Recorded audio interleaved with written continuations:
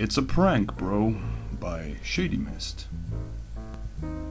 In an alternative universe where nothing makes sense and sense makes nothing, there was a major multi-dimensional battle going on. Its outcome would change all things to have ever been, and that will be, but not what currently is.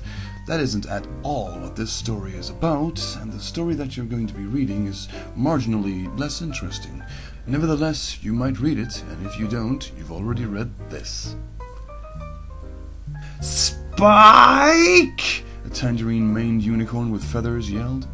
Why did you change my shampoo with tangerines?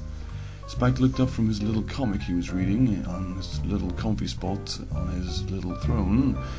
The better question is, why is only your main tangerine?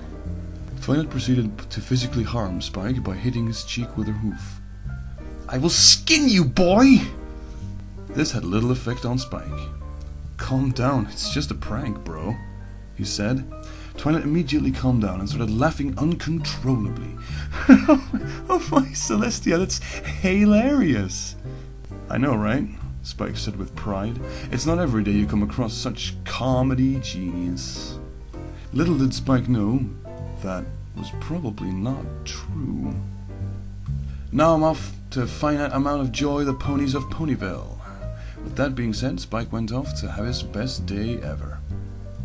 Exactly 10.5 seconds later, there was a larger-than-average crowd in the middle of the Ponyville market. Above average by exactly 3/5. In the center of this above-average crowd, an accordion, a rubber chicken, and a bloodied monster truck could be seen. Touched, smelled, and tasted, but not heard. In the middle of the crowd, there was Rainbow Dash, twitching, laying in a bloody mess of feathers, bone, and ego. Mostly ego.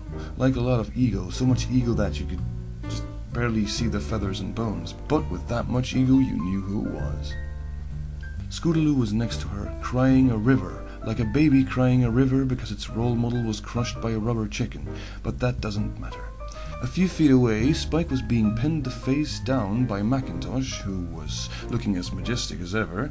Hair was glistening, and the glistening was glistening. You're a murderer, Spike, Macintosh said. Spike forced his head up and said, It's just a prank, bro, get off me.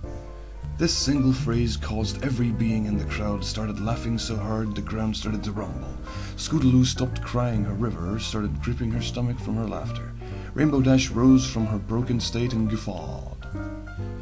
That's hilarious, Dragon. Yeah, I know, said Spike. Now I must go to Candlelot to spread my great humor. The crowd cheered as Spike rode off the train station on top of Macintosh. This event could go written down as a single great event to ever happen on that particular day. Following this event, Spike found himself standing atop the wreckage of the Friendship Express that found itself embedded deeply in the Candlelot Castle. Most of the guards came rushing to the scene as fast as they could. This excluded 2 other guards, who were busy doing other things that most likely fell under treason, but due to this sudden emergency, they were able to complete their mission successfully. Halt, Dragon, what have you done? One of the undistinguishable guards ordered. What have you done? Spike replied. This isn't a game. No, this is the game. What? And you just lost. Oh, God. No!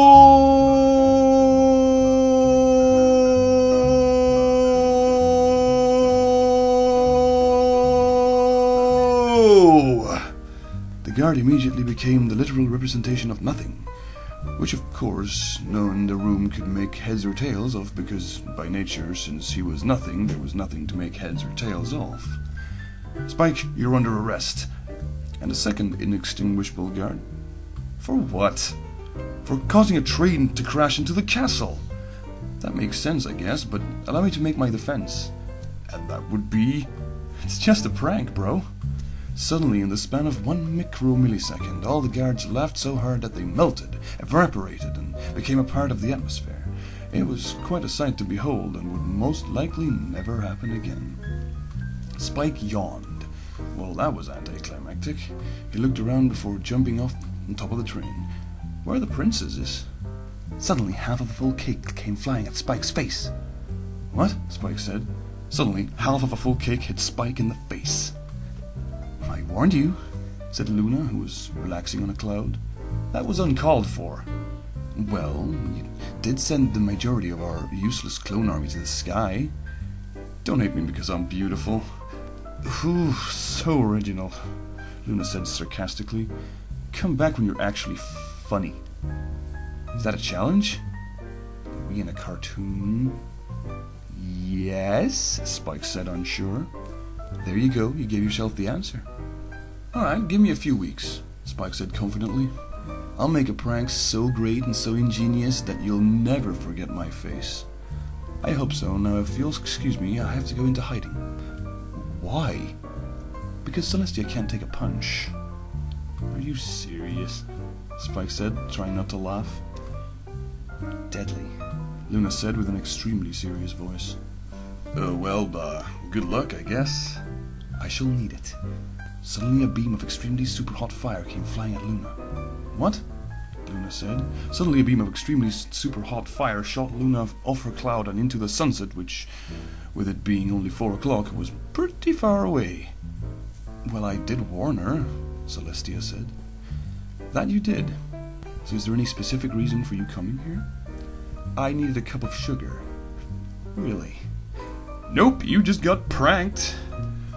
Celestia suddenly imploded because her body simply couldn't handle the sheer force of hilarity that Spike had just created. A moment later, she reformed because, against popular belief, the sun is the one that controls Celestia, and it won't allow her death. Well, Spike, though that was ultimately hilarious, I'm going to need you to go. Fair enough. A moment later, Spike was in Ponyville once again. Well, time to make the greatest prank ever conceived by anything. 1 week later. Wow, Spike, this was incredibly elaborate for you, Luna said while leaning on a pile of spikes. Yeah, I'm pretty great, Spike said with pride. Well, what now? Repopulate the planet? Suddenly Luna stopped existing. What? Suddenly Luna stopped existing. The end.